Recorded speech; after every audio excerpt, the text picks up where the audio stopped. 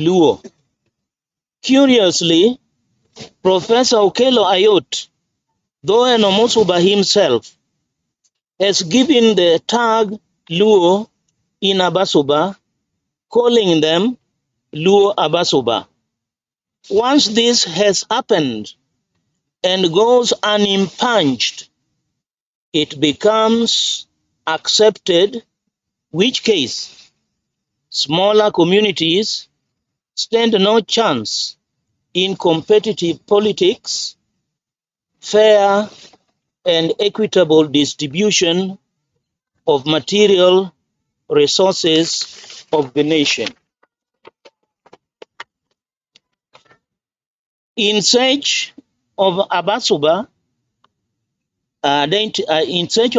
identity should be thought-provoking for those who didn't know there are Abasuba to know, and those who doubt the existence of the Abasuba to shed more light about them.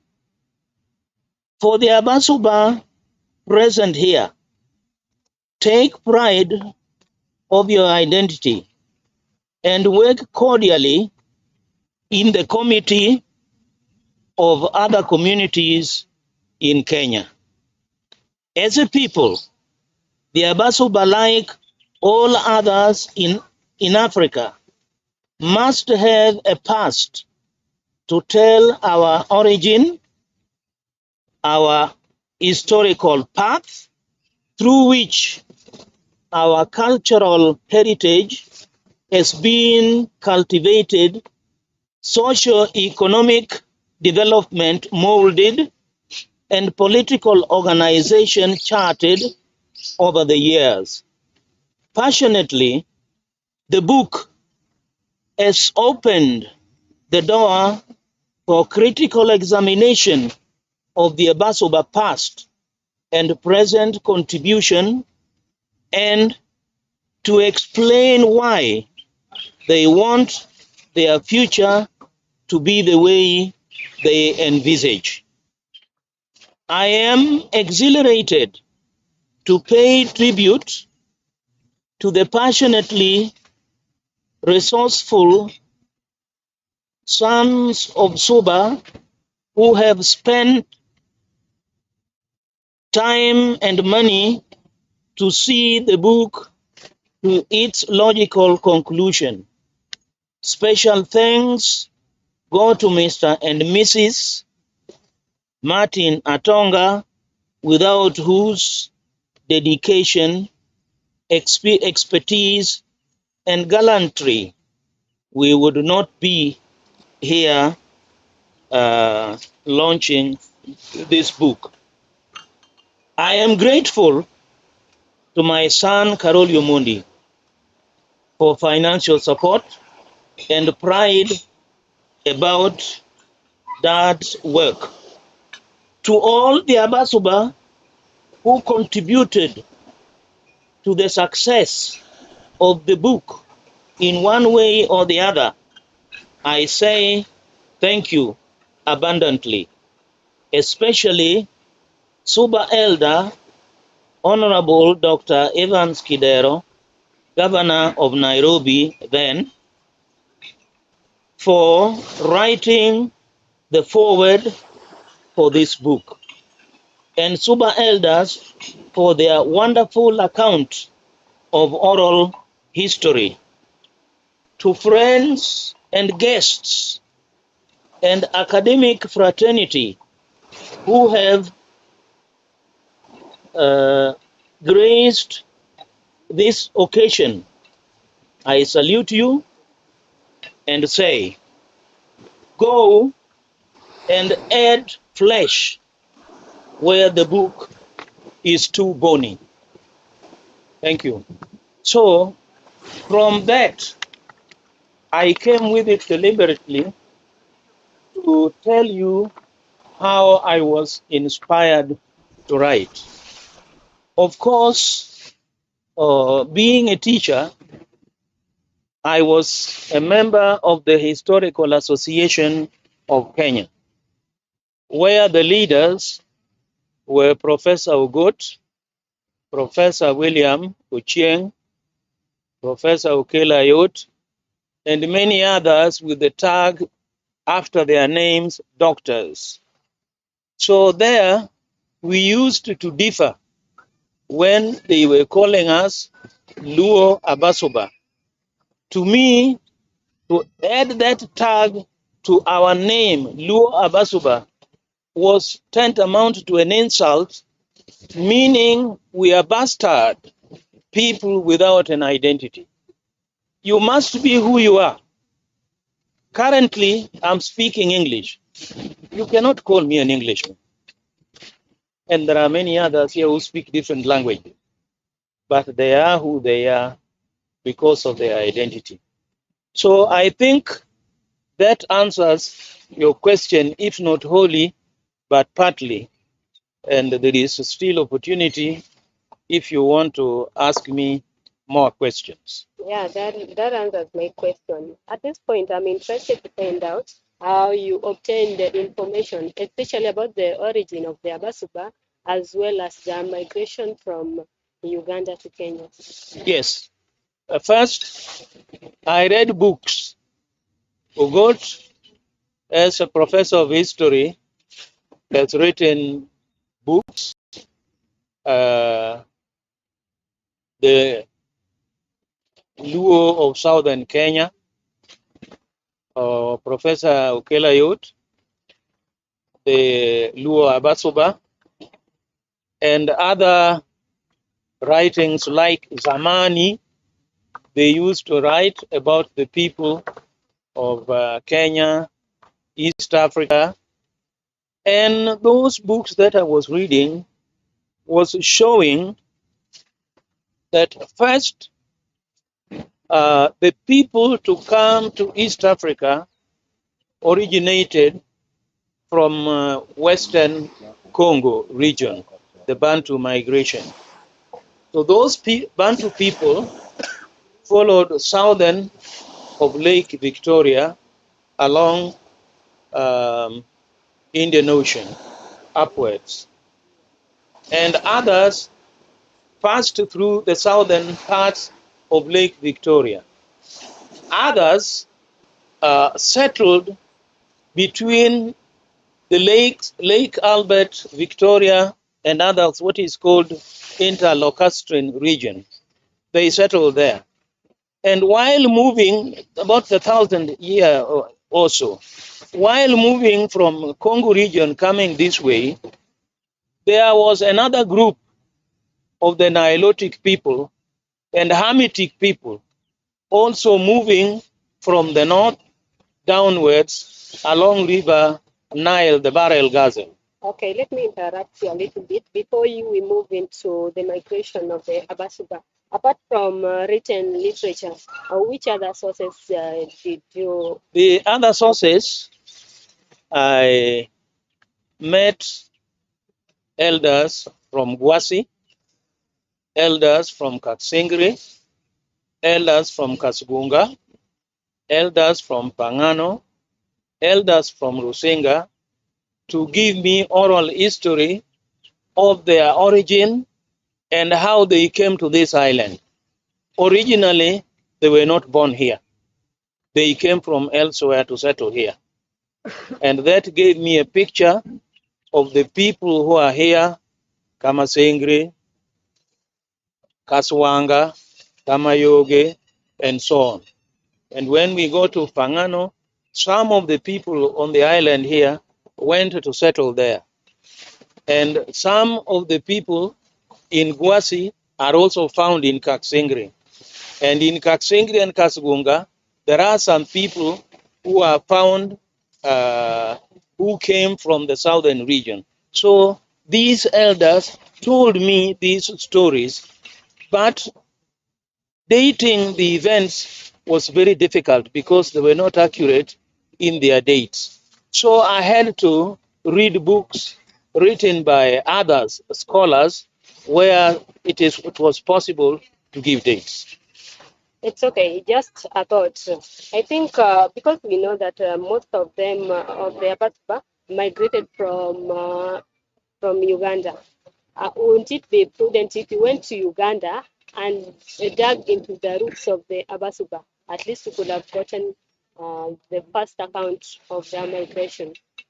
I did go to Uganda, specifically to Buganda, and we visited the kingdom, the I don't know special name they give it, where Kabaka and his wives lived.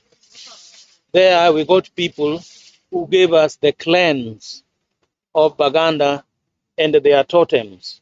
And that is where we got our Suba origin as Abakunta. Uh, Okay, when we're talking about the Suba identity, the identity of the Abasuba, which aspects of identity did you focus on in your book? when I was talking about the Abasuba identity, I concentrated on language problem, on culture issues, and economic life and trade, because some of the things that people do practice are never static. They change with the time, and intermingling with people affect language. You meet somebody speaking this language, you meet another speaking this language, and therefore, geographically, language acquire new words and loses others. Those of us who are teaching in secondary schools definitely would know, if they consult the dictionaries, there are old English language, old English words, and new English words. Okay. It's okay. Before we move on, somebody sent me to ask you a question. Especially said that most people are focused on different clans of the Abasuba, but very little is spoken about the people of Ungoy. So you want to know who are these people of Ungoy and where did they come from? Uh, the people of Ungoe, it is not true that little concentration is done about them. Abangoe, that is what we call them. These are the Bantu stock of people who migrated from Uganda when Buganda kingdom, when the Chwizi kingdom fell apart about the 15th to 16th century. And some of the people there moved southwards. Others formed the Bunyoro, the Toro, the Bahima kingdom. And the Abangoe are some of these people who followed the Sese Islands, crossed the lakes through their ancestor Ivera. And from there, they came and settled along the foot of Gwasi Hills around Nyagwete. Yeah. Yeah. Oh, when we were beginning the discussion, I asked the audience what comes to their mind when we talk about the Abasida, and someone mentioned our language, which, according to her, is almost extinct. How can you classify the Suba culture? Is it endangered, or very endangered, or extinct? The Suba language, Culture, before we move a into the language. culture, we have a mixture of culture. We don't have a pure culture today. The reason is this. Before the onset of colonialism and missionary arrival in Kenya, Abasuba were having their different dialects. Just like Dholuo is not pure. The way Alego speak is not the way Uganda speak. It's not the way the Kisumu speak. So here too, Kaksingri, Rusinga, Gembe, Wasi are speaking a Kisuba. Mfangano is speaking Olosuba, very close to Luganda. But because of the affinity of languages, we classify them together because the place of origin is the same. But geographical separation for a long time obviously affect language. Interaction with the people will also affect language, particularly intermarriages. When you intermarry, you know for 9 months or so, the child is confined in the womb of a woman. All of things, hormones and what have you, comes from that woman. And when the child is born, the first person to laugh with the child is the woman. And the language that is spoken to the newborn is the language of the mother. You can see how intermarriages affected us. Here, you have a lot of people who have married in Sakwa, Uyoma, Asembo, Kadem, Kanyamua. That's how we have lost our language. So our language is no longer there. It is lost because of those circumstances. Secondly, another thing that make people to lose the language is education. When I was a child and I had learned a little English, my mother wanted me to speak those words of English, although she never understood them. But she was so proud that my son can speak English, regardless of standing anything. Today, you people who are here, be honest.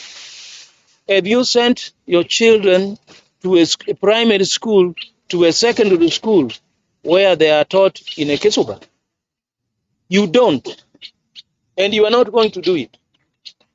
So we can stand here promoting the language that your own children cannot speak. So what remains to me, though I cannot speak the Kisuba myself, I knew it, but I've lost it. Because when I went to primary school in Tanzania, I was educated in Tanzania. I learned Dholuo up to class 4. Then after class 4, I went to Mwanza, where the language is used only Kiswahili and English, nothing else. And if you are found speaking a language other than Kiswahili or English, you had a stone on your neck. So I lost.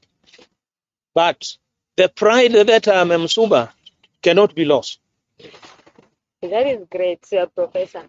Right now we are here at the Rusinga Festival, whose main aim is to promote the Abasuba culture. I think that is why you have also written a book on the same to promote the Abasuba culture. Do you think these efforts which we put in place to revive the culture will bear any fruits? Yes, it will.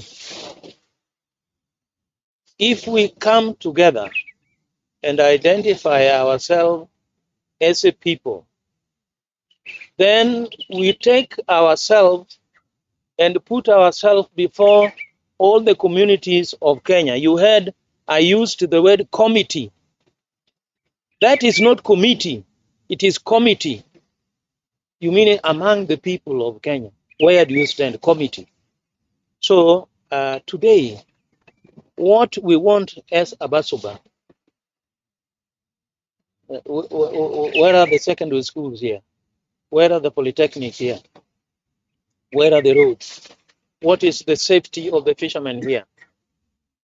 These are the things that we want as Suba people. What is our stake in the next election that is coming in 2022? People are just coming here, give me votes. If you give me, economically, your bottoms will face up. Are you not hearing those kind of things?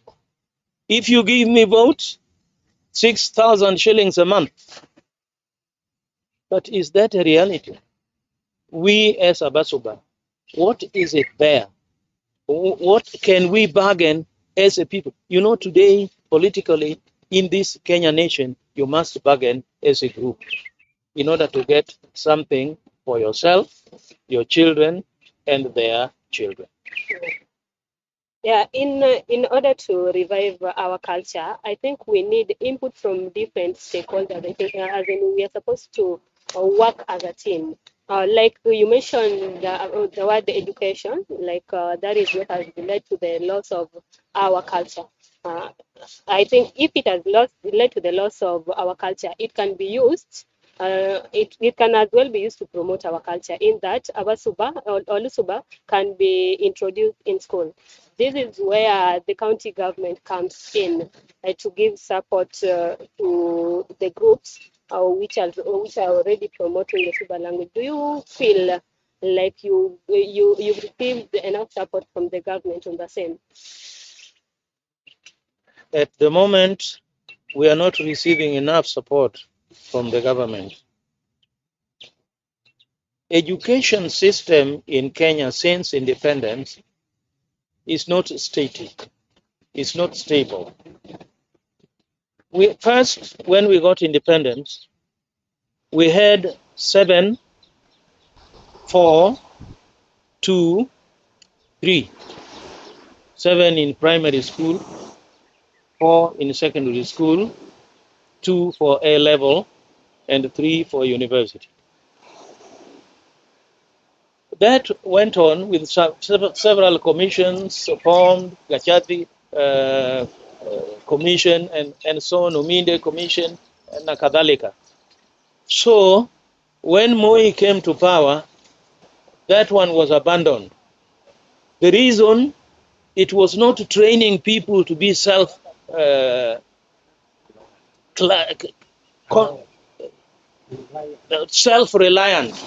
You know, that's what they were saying. So a system came 8, 4, 4. 8 primary, 4 university, secondary, 4 university. Now, my friends, that system produced very raw university graduates. I have been a teacher. That's why I'm saying so. I was training teachers at Sereba Teachers College, Diploma College, from 1982 to 1990. And 844 was introduced in 1989. The teachers that were producing at Sereba Diploma College were those, at least with one principal first, with the 2 subsidiaries, to go and teach in secondary. They are the best teachers. But those you get from the 844, you get people who do not even know what to teach. One, in order to prepare a teacher, first, the teacher must know the subject. 2, how to education ministry will give the syllabus. Can this teacher extract from the syllabus a scheme of work? And from the scheme of work, can this teacher prepare a lesson plan? And from that lesson plan, can that teacher deliver to the class? These things were lost. Why are so many unrest in secondary schools? Those who are nearly old as I am, were you hearing of this strike? Were you hearing of this burning of schools? They were not there. Me, I finished middle school, secondary school, A level without a strike. I didn't hear it. And when we went to Makerere, a university student was a special student. You have to walk with a special gait that people must know this is a Makerere product. You have to speak a language that could be admired. Your mannerism could tell it all that you are educated. How you relate to people, how you do things. Today, your girl or your boy who is in secondary school cannot give you way. Okwako nyako tinene, anamkumbatia msichana ukimuona. So the system of education has not been stable. So why we cannot revive things today? Now Magoa is telling us CBC. Are you aware? Uh, some of you parents don't want CBC. Some educated people don't want CBC. Other parents want it. Other educated people want it. Where are we? So because of this, it is not easy to make changes and bring in Suba, uh, the teaching of Suba language in our primary school.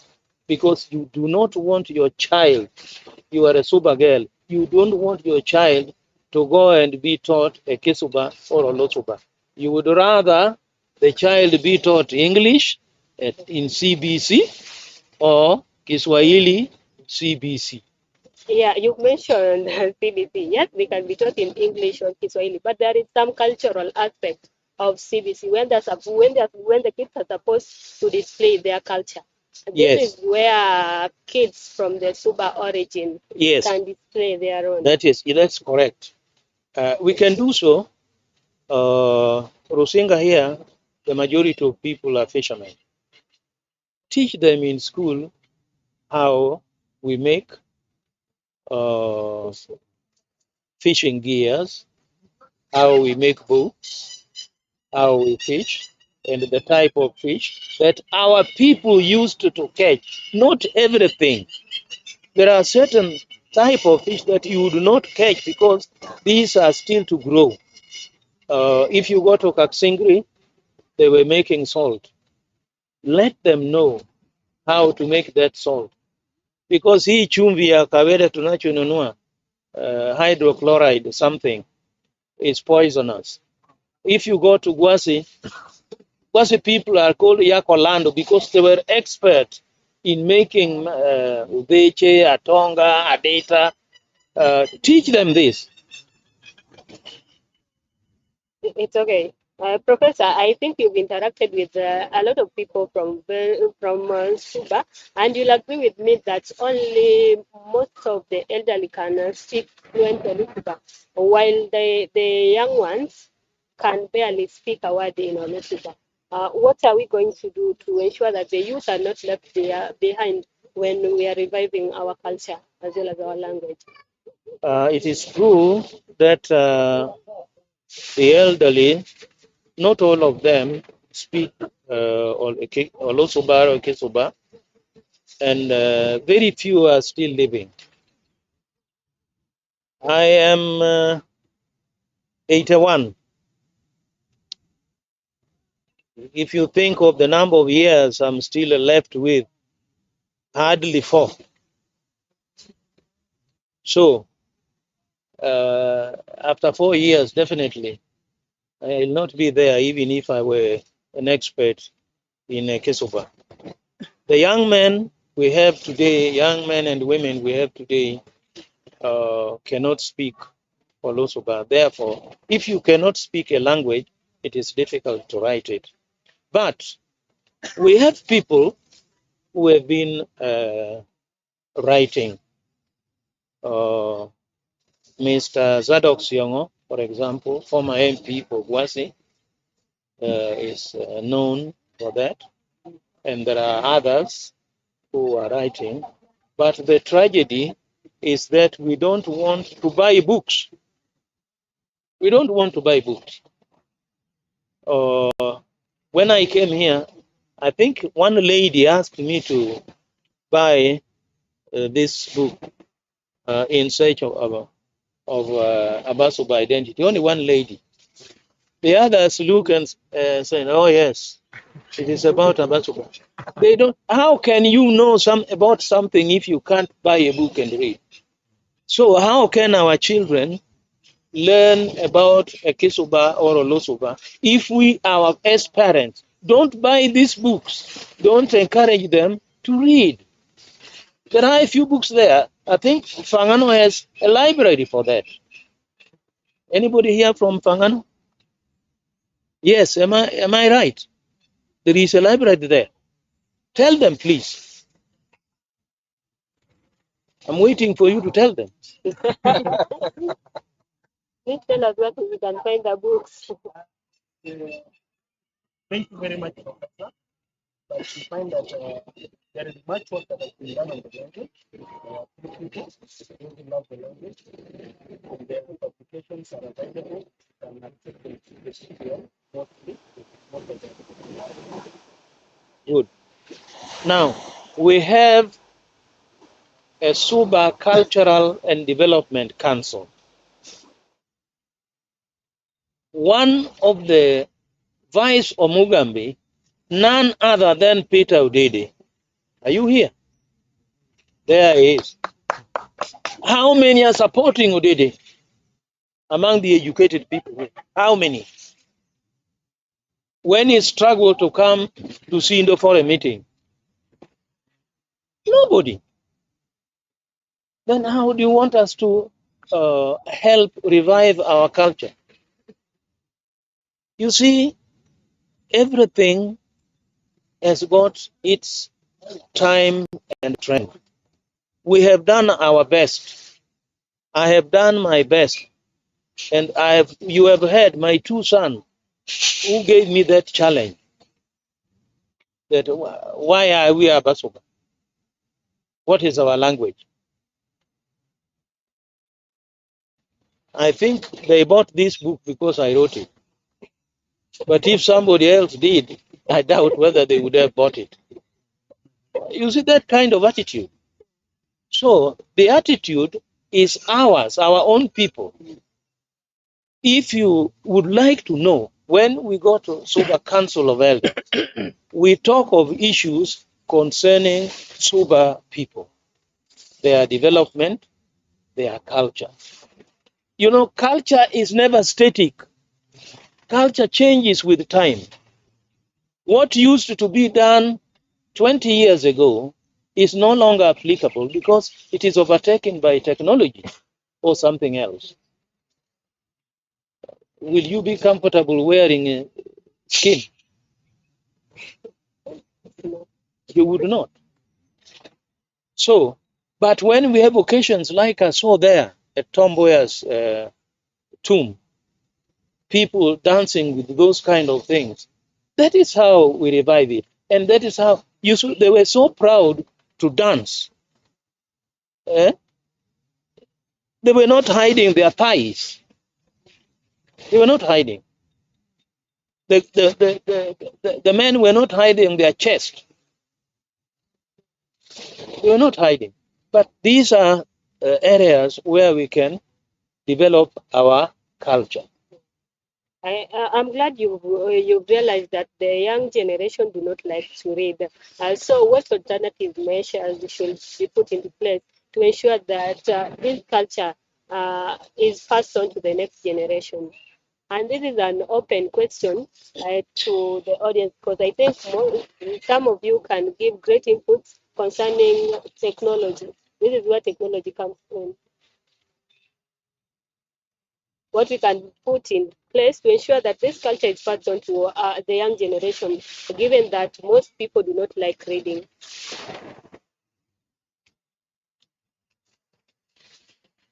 Anyone? Okay. Yeah, thank you very much. I think it's important also for documentation of the language, and then it can be put on these platforms. Today we have the technology, like say WhatsApp, Facebook, and all that kind of thing, so that the young people who are more so used to technology can access this information and consume it, and probably also pass it over to the next generation. And again, still, even without technology, I think what the guy has said about cultural events like the one that is being held here today, there should be many of them all over the place, that kind of thing, and encouraging even learners in school to, like when they're going for music festival and drama festival, they also take pieces of their culture to those platforms so that it is also exposed and everybody is aware of it. Wow, that is great. Another? Nothing beats money. What you do, you just make a competition, even the music festival. The best item in Suba, 100K. All the schools will do items in Suba. Oh, Because wow, they want the 100K. that is great. Secondly, you can make it fun. Do hip hop in Suba. It doesn't have to be boring things. Reading books. Reading books is good. But what do you make it fun? Young people don't like reading books, spending hours on books. So do what they like. Make small videos, make content, animation, cartoons, simple things in Suba. Fun, fun. Thank you. Yeah, thank you for that great submission. Another? Yes. I might have, I would have liked to tell clearly to what Abbas said. And the secondary, I think we should have resource centers built in the region, where rather than going to have pleasure or bazaar, beer, cook, to go there and have book. You ask a question, these are also going to be answered by that thing. You are asking, is Suba language classified as an endangered? I want to believe you might not have gotten the answer. It is among the 11 endangered languages, right?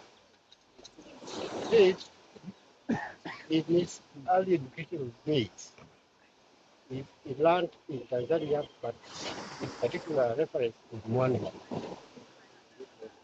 What you call today grade 4, yeah, to prepare you to number 5. We did what was called CEE, Common Entrance Examination, and Dulu was part of that. That syllabus. So when you are speaking in Dulu, you are class above the Suba. Today, the young people, many as you are, and that's not debatable. If you juggle in broken Kiswahili called Cheng, right?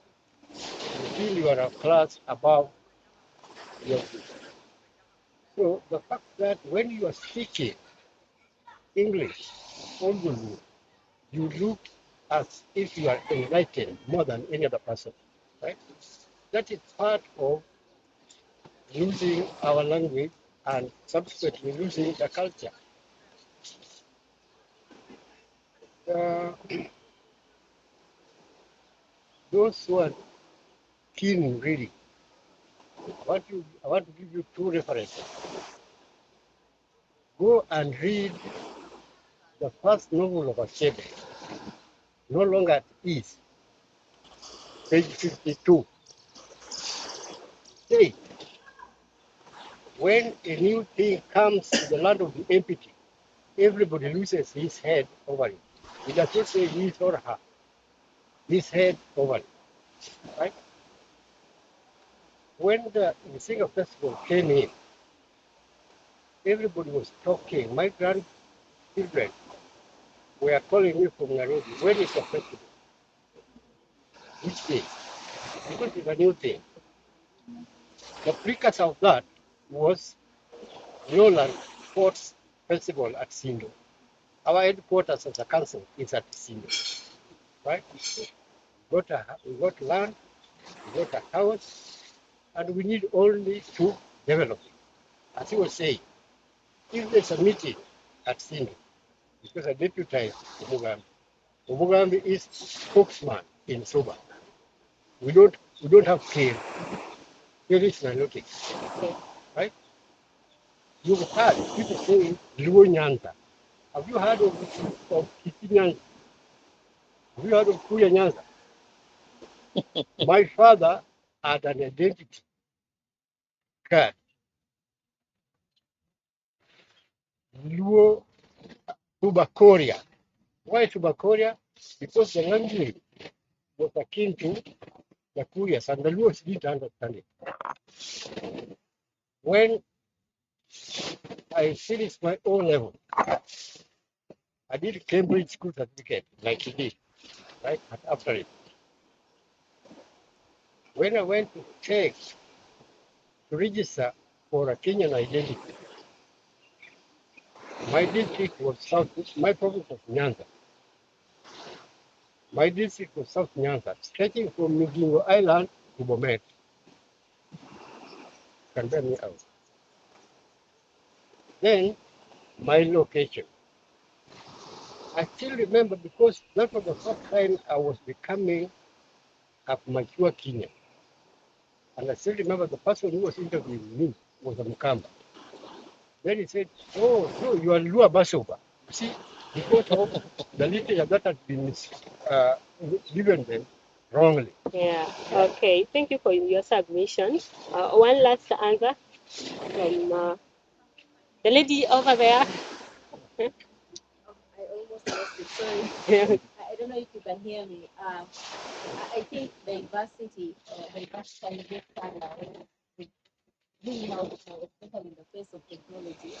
But I still think that even in the different technological advancements, reading will not die because, and it is not dying yet. So we cannot dismiss and say that since young people don't like to read, we can only now channel this, love of language, local languages, and using these platforms. They are helpful, but they can't supplement. And reading can also be interesting, having text stories for children in these languages and having them nurtured early so that it is part of, culture. Their culture too. I am a Suba first before and then I'm a Kenyan, and then I'm an African, and so on. So it's not, we cannot just give up and say young people just like being on their phones. Reading can also be interesting, and it can be made, have different activities for children and for young people generally. Yeah. It's okay. Thank you for your submission. Just a minute, if you allow me, please. Now, this is a plea to all of us. Abbas Babona, Ngengeano, please do not accept to be called a Luo. Don't accept. Even a language that people speak, that a language you speak does not make you that particular group. It does not. I've given you an example. I speak Kiswahili well, lakini mi sio Mswahili. I remember one time I addressed a group of Wazungu. There were some Germans, Englishmen, but a German lady who stood up to speak, the first thing she said, I'm a German. But she was speaking in English. So be proud, Anyar Soba, Achi Soba, Konyumi within Soba. It's okay. I would Soba. Yes, back to your book on In Search of Abasuba Identity. What is it that is contained in this book which is not captured in other books which have been written about the Abasuba?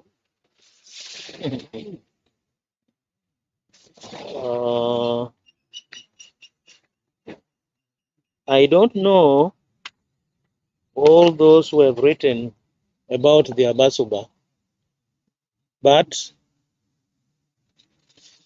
chapter 1, I don't think there is anybody who has written origin and settlement of Gwasi people. I don't think. Chapter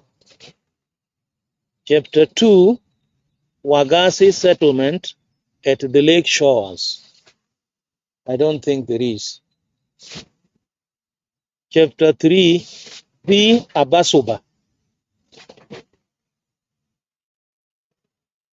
People have written about it, but with a lot of misconception and misunderstanding, using tags. I read here somebody, Alenyo Majachol, is thinking all people are Acholi people. And he calls them Luos. Chapter 4, economic activities of the Abasuba. If you read there, you will find that the Abasuba had certain things that were drawing traders from Kisi coming down here to get from us that they were not making. If you read chapter 5, social organization of the Abasuba, you will find how do the Abasuba build their houses. Where is the first wife's house, the second, the third, the fourth, and so on? And where is what side is the first son's house? Those are things that show differences.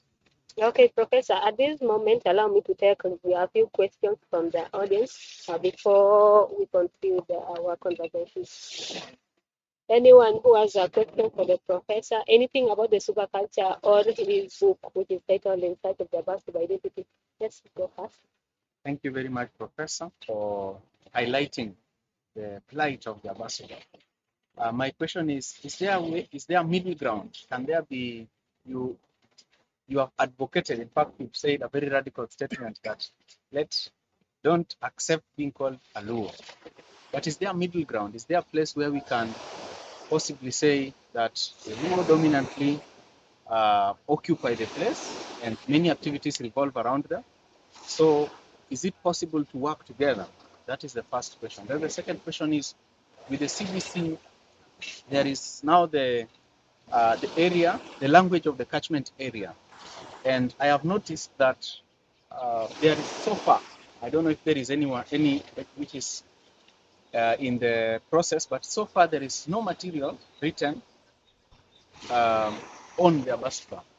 But the calls have been made, and most of the writings that have been done are for the Luo. But they refer to the Luo of Nyanza, everyone in Luo, even capturing Abasuba. So would it be possible also that maybe the scholars in the Abasuba are not aggressive enough to take the word out there?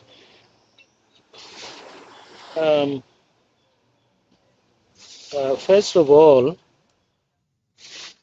many of the Suba sons and daughters who are educated are shy or timid to identify themselves as Subas.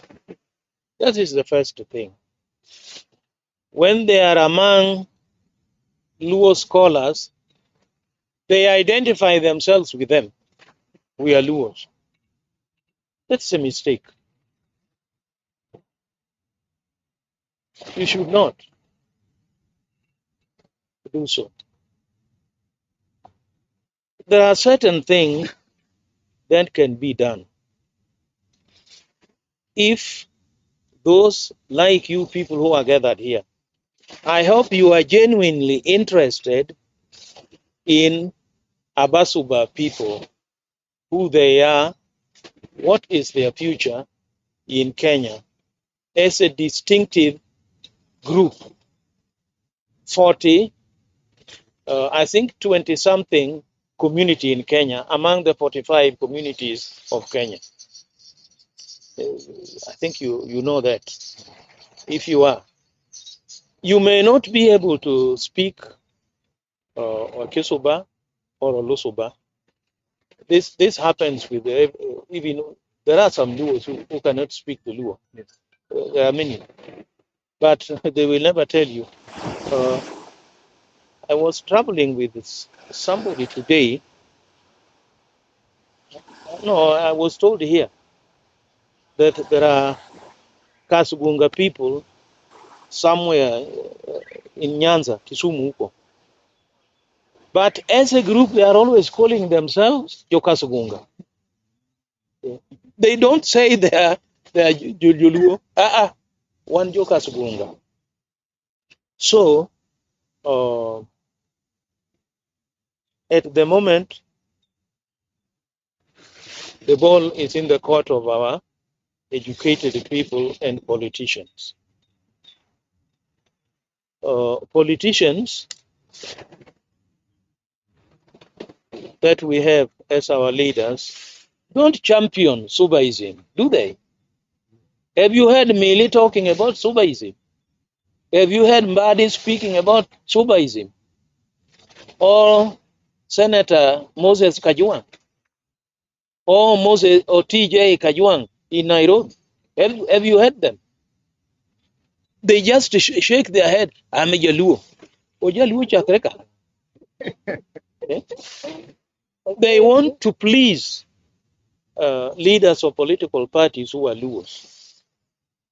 No, you may be loyal to a political leader, but you must be who you are.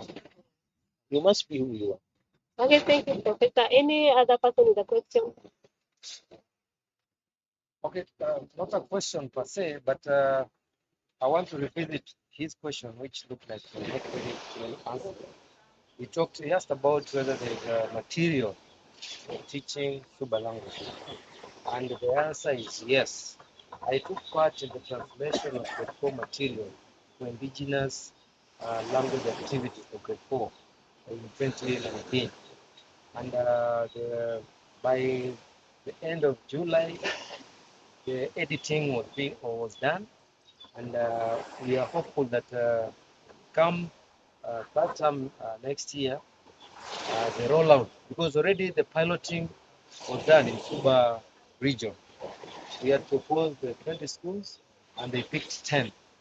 So we're waiting for the rollout. When the KCD will have printed the books will be brought to those schools that were identified, and then we'll be set to go. So the material is there, and beyond that, there are other individual writers who are doing some work, including Bible translation and literacy, and there's a lot going on that question.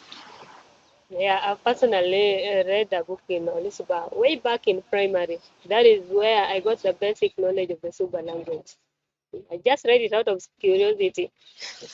Look at you, curiosity.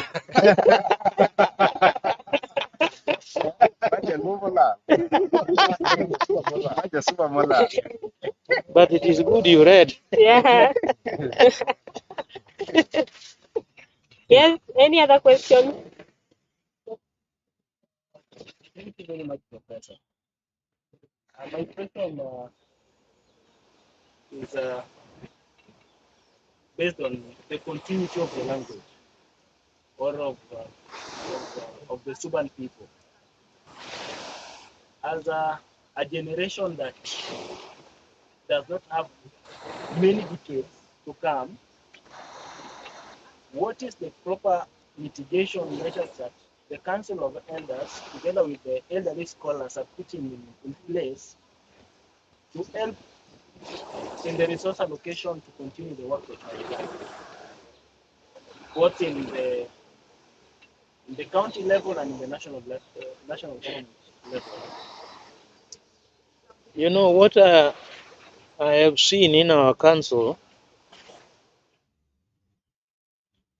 I don't think there are members who are interested in writing things. My chairman is here. He will bash me if I say so, but that is the truth. I'm not competent in speaking a Kisuba, but I wanted things to be translated for our people. And because of that, I had compiled over 200 proverbs and wise sayings in Duluo, and I gave to people who are knowledgeable in Kisuba or Lusuba to translate as a way of motivating people to know these things, because proverbs, methalis are wise saying and full of teaching if you know about them. But I have not seen specifically any of us amongst the elders who are interested in writing. And those who have now become elders from amongst the generation following us are not attending our council meetings. They are not coming. So you see, when somebody is not coming, there is no contribution that you can get from him or her. So that is why my appeal was, particularly people from Fangano are better off than many of our locations. There is still a bigger group there that can speak Olosuba. Write things. Today, use WhatsApp, use Facebook, just even to make people laugh. You know, we shall be able to read. If it is too difficult, you translate and somebody reads. I hope that answers your question. That I also have to follow. As you say, we are now dealing with history, right? And the moderator radically cut me short. I was after really the example of Achebe, I was going to go to another level of example. Yeah. There is a mausoleum here called Tom Mboya Mausoleum. Yes. When he was campaigning to be elected first among the 8 Kenyans, he was vilified by Major Disaster of Nyaga group. Central Nyaga Maya, Central Nyaga is from Uhuru to Budalangi, headed by none other than Jeremy. If you people can read, there's a book called Race Against Time by Dr. Richard Ford, right? There was a group of politicians called the Nyaga Clique. That Nyaga Clique, there was one identified as a bad Luo. Who was that bad Luo? The late lawyer. So when he started to make out, he challenged Alvin College, who was then a lawyer. From what you hear is the first lawyer, I don't know. I was not there. But even the people from the then lowland, now Suba, right? Then that lawyer academically was upon 2 of that day.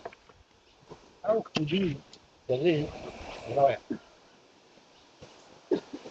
But then, in his own wisdom, he asked the lowlanders, that is Katsiri, Wasi, Rusinga, Kagunga, now Gembe, Mpangano, Msuru, to meet at a hall called Kaluleni. He addressed them with Suba. That is what they say. This is our man, we are done with him. So, they are doing much as they want to tell us how to go about politics, right? We have a lot to do to unlock that enclave we are putting it into. When Suba district was carved out of the Great South London, none other than Raila Amolo Odinga said at his capture that the government of Kanu at that time, headed by Moi, should not disturb them by bringing in a tribe that died many years ago. He was made to retract his statement. Yeah. Okay? But what are we saying? What are we saying? As it is, be proud, right? Be proud and say who you are. There was in South America, the president was a Chinese, Fujimori, right? He did refer to himself as South America. He said a Chicano. You can see people are going through Mount Kenya. Some saying they are scaling. How do you say what is already there? So they are making those people feel that they are the swing state. But whenever you want to leave or help this country, you must have the interest. What is the interest? I was listening to one of your group. Some two governors or three governors from Kenya around there said Martha Karua must be running mate of one institution. This Ruto, this Raila, this Mudavadi, this Kano, no. So we, what is our take? We have to pose the question here. That have you heard me talking about Suba? Somehow, remotely it does, but body does not.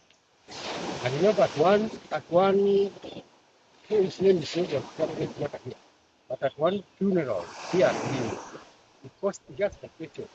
What is there in this thing called Suba? What is there in this thing called Suba? What is in there is now Suba North and Suba South. I was expecting that you would move to court with the name Suba.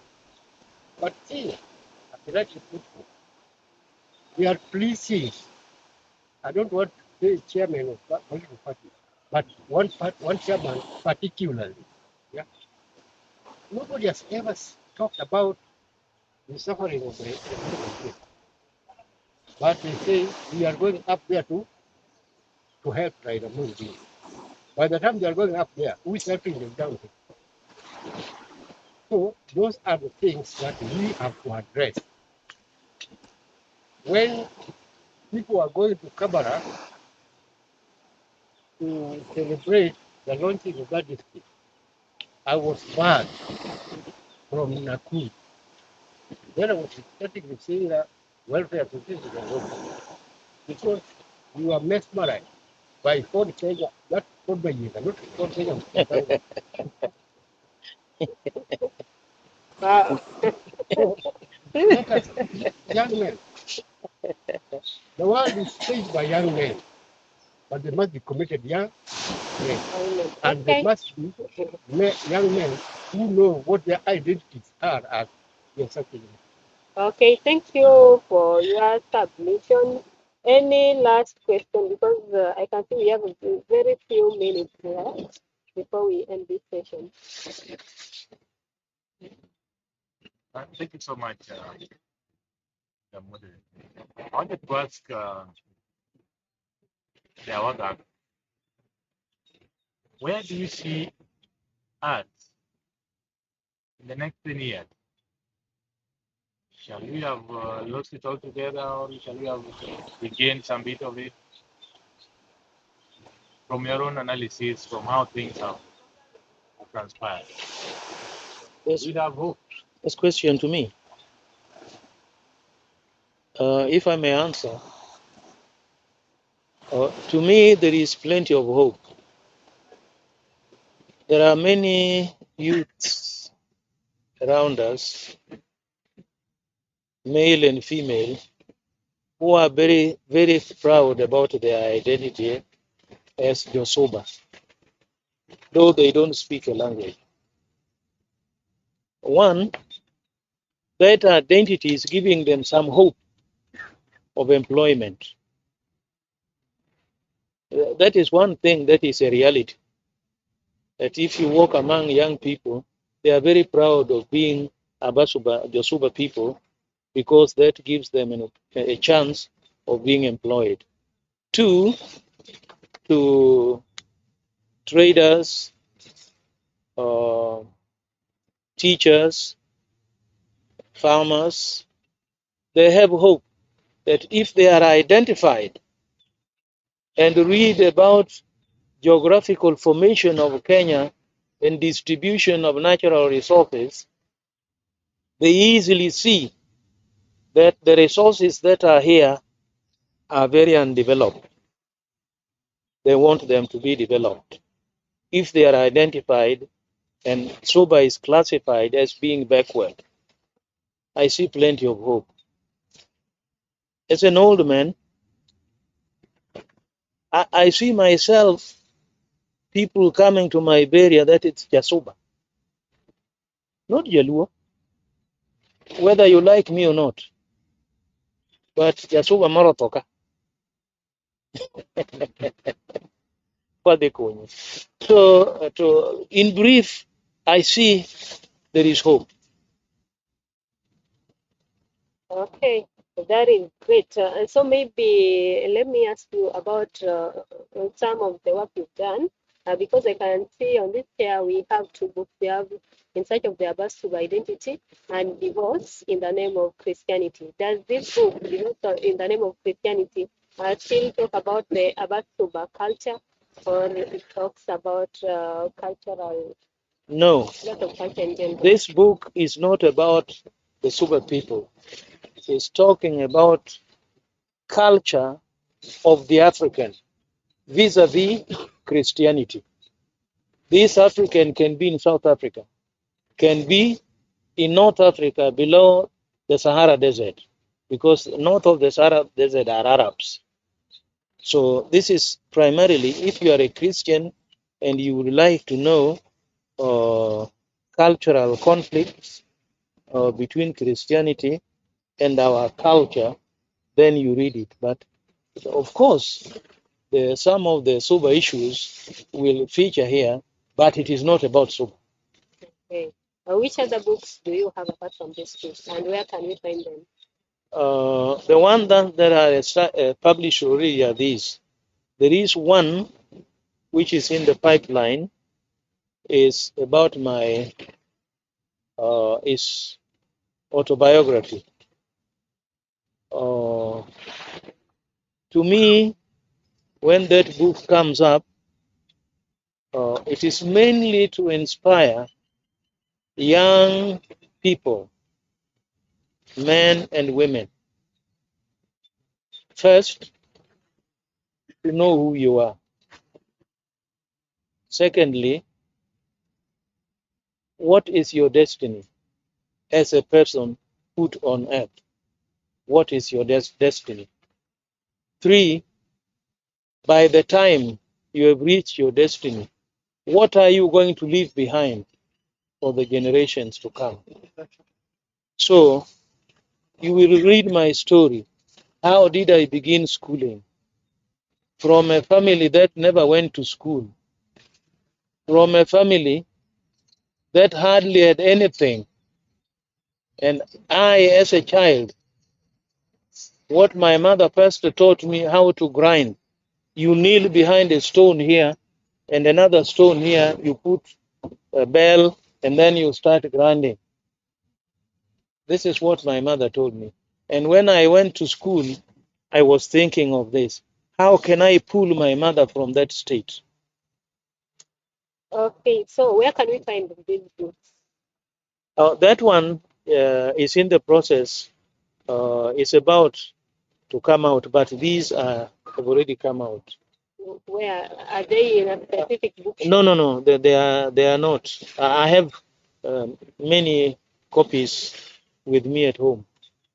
If you want, I have 4 here today, both of Basuba and Divorce. I have only 4 with me here. But if you are interested, you will give me your name and how you can get it. That will be great. And now, as we wrap up this session, maybe a call to action. What all of us can purpose to do after this discussion, because we are all here because we are interested in reviving the Suba culture and identity. And mostly when people mention their name, maybe cultural name, and the first thing that rings to your mind, you start grouping them according to their ethnic group. When I say that I'm one Kyo, somebody will ask me, which tribe are you from? You know, from that the conversation will begin. Can we like pick Suba names?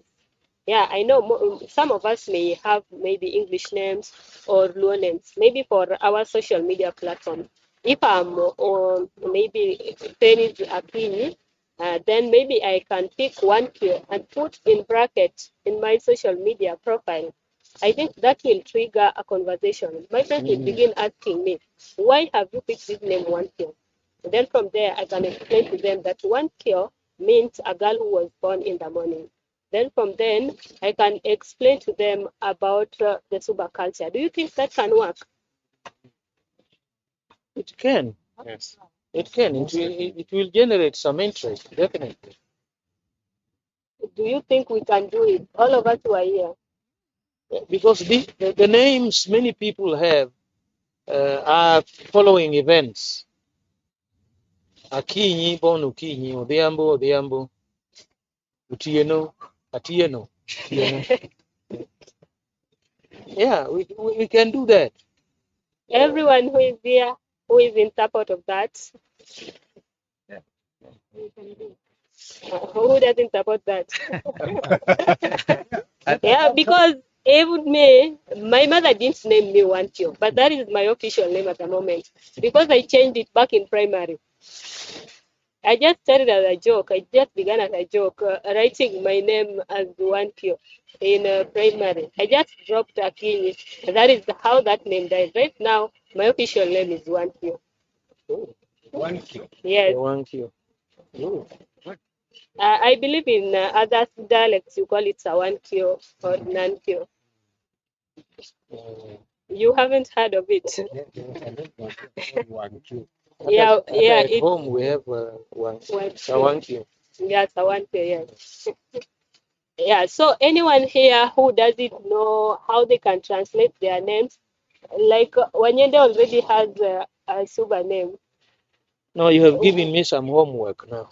Yes, I want to give you. Even them Paul Warek. You're Warekwa, so you already have a Suba name. Who doesn't have a Suba name? Are you a new name? Yeah. Oh, Warek. 2 years ago when my papa was being born, Can I pose a question? Suba Forum. Which are how do you call blessings in Suba? Come again? When my son was born 2 years ago, we were deep in Suba activism with this gentleman, a friend of mine. And he asked him, I want to call my son blessing. In Kisuba, not English blessing. For favor in Suba. Can you ask John Amemo? Amemo can help us. You know John Amemo? Yes, yes. Amemo is an expert in Kisuba. And then there's something that maybe most people don't know. When you're going to school, you were taught that there were 8 provinces in Kenya. Yeah. And these 8 provinces will be called in English and in Kiswahili. But there are 2 that stood out. They were neither English nor Kiswahili. That is Nairobi and the Nyanza province. And I remember very well we were taught that Nairobi is a Maasai word, meaning a place of cold water, actually in Kare, Nairobi. Mm. But the historians in our elementary schooling never mentioned what Nyanza means. By the way, do you know that Nyanza is actually a Suba word? Enyancha. This one. Eh, A lake is called a Nyanza or a sea or an ocean. Enyancha. It's a Bantu word. Yeah. By the way, the Luo does not even have Z linguistically. But the name came from Inca. But it's Bantu. Nyanza. That's why we are. But Kisuba, I think, is Enyancha. Yeah, Suba is the Nyancha, Gusi is the Nyancha, but Yeah. the Nyanza and Olusuba. So, why, when you speak, you give a speech, say, we Enyancha community. Mount Elgon. Yes. Yeah. The name was not taken from them. Yeah. It was taken from Yes.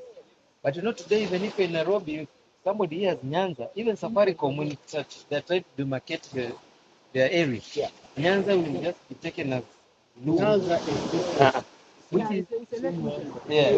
yeah. It's supposed to be the lake region. So it's a powerful thing, as she was saying about naming. I think we start from there. Yes. Now even Ochola is Matatu. Matatu. Yeah, Ochola is Matatu Matatu. in the Kisumu. Okay, good. Yeah, so anyone here who doesn't have Suba name, Matatu. What it is? Yeah. Give him to write at the back there. Yeah. Write it at the back there. No, for me. yeah, so anyone who doesn't know how you can translate his name to a Suba name, you can see Lawrence can help you. Or if you don't have a native name, we can baptize you. Yes, I'm glad that Professor has told us that we have some hope as the Suba people Thank you. in reviving our culture. So, what Thank should you. we look for in our next conference? I think in our next conference we need to scale it up. We can have this conversation going on. Maybe one more panelist or two more. That we have a variety of engagement from different quarters. Now, he's a writer, he's a publisher, but we can also have a culture activist in his own sense. We can also have just a traditionalist. There is very powerful, a lot of knowledge of our call it Simuku. Yes. I think expanding it that way will give our people a more in-depth insight of the Suba people. Okay, as the organizers of this event, do you think we can have more of these conversations going on, like maybe on a monthly basis? Then we give them the same promotion like we given the Rusinga Festival, because right now most of the people are talking about the Rusinga Festival. Is this achievable? Yeah, I think that's achievable because we are doing this. This is the second one we are doing in as many weeks. We did the first version was in Nairobi, where we compared the identity crisis of the Suba against the crisis the Somalis in Kenya also facing. So, well, the concept may be about the finances, because holding this month will mean you have such a dependable sponsor for each and every month. But it's something you can look into. Like Mzee is saying, there should be hope. So if you can have these conversations, diversifying it severally to suit, then I think it can be good. Otherwise, it's a conversation that I personally will want to see more of. Yeah. Okay, thank you. I think I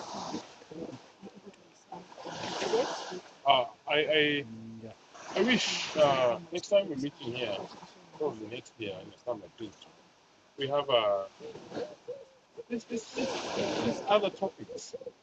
It can be about Suba, but it's fun. It can be a love story. It can be erotic fiction. You know, something that will draw people to it. You know this Gengeton, they don't even struggle to look for masses, just sing what appeals to their age group. People listen to it. They don't have to struggle. If you make books that are fun to listen, fun to read, those kids just find them and read them. I hope young people are taking notes. In about 10 years, these guys will no longer be here. I like what you're doing. Many of the Asians are not doing about that. They're thinking about parties. They're not thinking about calling themselves. They're thinking about, hey, how can you, how, then when you start succeeding, then they say, who are going to and you're walking the walk. So Goethe-Institut, they could collaborate and publish a book or two, either in Suba language, or with Suba characters, or in Suba setting. Apart from being an MC, I'm also an actor, filmmaker. For a long time, I've been wanting to do the Suba, the movie of the Suba history, how the Kabaka Junju was killed by the boy, then they ran away to the island. That would be a nice story to turn into a film. And then you draw people, hey, yeah, this Suba guy. Okay? Make it interesting. Make it interesting. And when it's turned into a film, a little fiction will be added to make it interesting. So not to change the history, just to make it interesting. So if we say Kabaka Junju's daughter was in love with Kiboy's son, then after the murder, then the lady was on it, do I go, do I come back? That's just to make the movie interesting, not to change history. Many people will watch it. So that would be a good way to go about it. So we don't be so academic, we move it, we do fun things. We do fun things with Suba language. It's really hard stuff, just fun things. Okay. I like what Lawrence, and then there is one of his friends, I can't remember his name, but he's very vocal in Facebook groups. Yeah, so mostly he talks about the Suba language. He will give translations of some words from maybe Swahili to Olusuba. Yeah, maybe at times he gives history of some of the clans of the Abasuba. So I feel like if we could have this conversation maybe at times, like maybe you can invite Professor, then focus on a specific clan of the Abasuba, like the people of Ungoi. Somebody wasn't aware that there is something which has been captured about the people of Ungoi. So you can invite him and let him talk about a specific clan for that particular day. Then you can upload it in Facebook, Instagram, WhatsApp, everywhere, and then we can share it. Okay, I think due to time, we will finish this section because we couldn't do the 2 hours as earlier planned due to some challenges which are beyond our control. Professor, Yes. that's parting shot.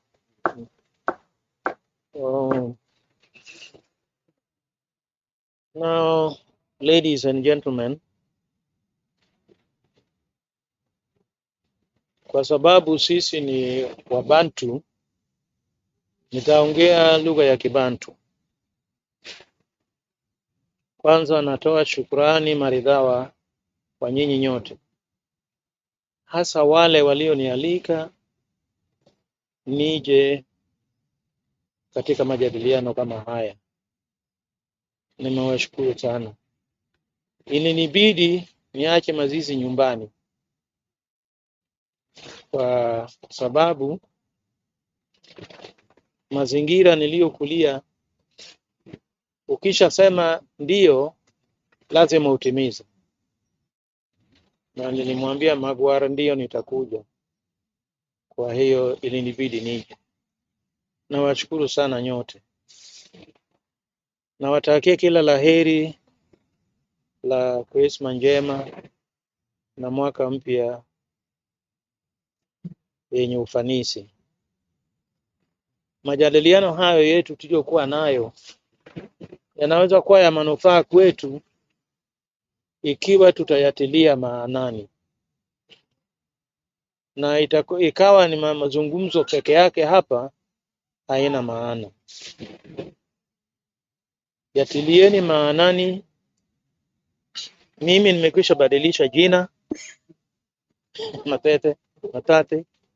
nitakwenda kutumia nyumbani, na jinsi nilivyowahimiza, usikubali kuitwa Jaluo. Wewe sema mimi Msuba. Mtu akikwambia mbona unazungumza Kijaluo, umuulize kwa nini unazungumza Kiingereza. Wewe ni Mwingereza? Basi mtakwenda draw. Kwa hayo machache, ni shukrani kubwa mimi kwangu. Mkipata nafasi tena nitafika. Asanteni sana.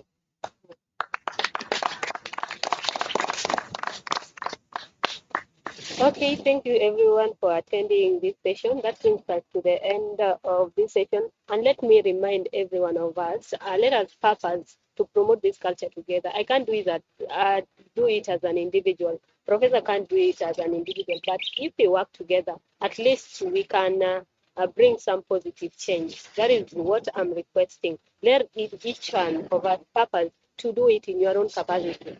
I am a journalist. I know how I can work towards promoting the culture to other people. Maybe if you're a teacher, you can even try to speak to your students. You just do it at your level. Maybe if you're a family person, like my brother over there, yes, you can begin naming your daughter 1Q, and then in the morning say hi to, yes, yeah. How do you call Geno? Geno in Navasi? Professor, no, in Kisuba, Hope in Kisuba. Kisuba.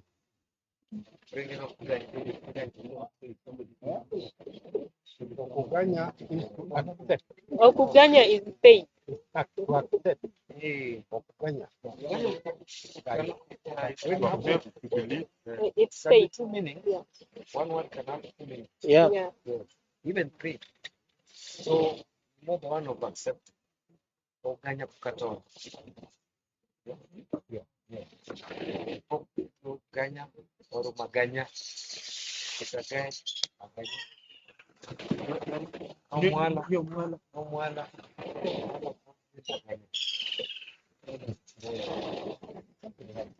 Magenye, mwala. Yes. Pia boyo aga? Agala. Naganya. Alice.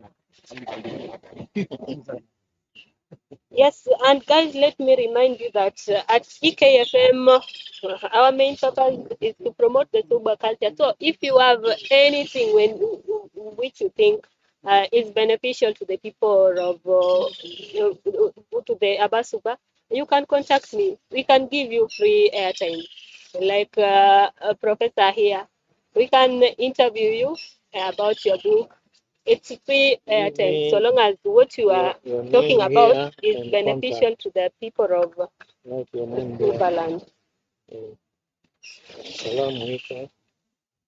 Your name and contact. Thank you, somebody.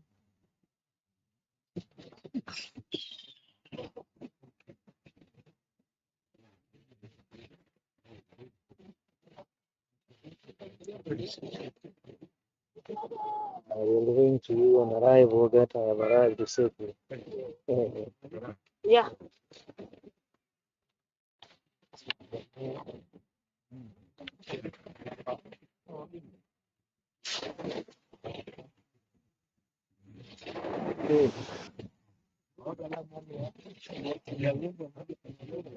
Magwarere. Benka. Mr. Magwar. You're done it. Don't go to it. Yeah, what you got?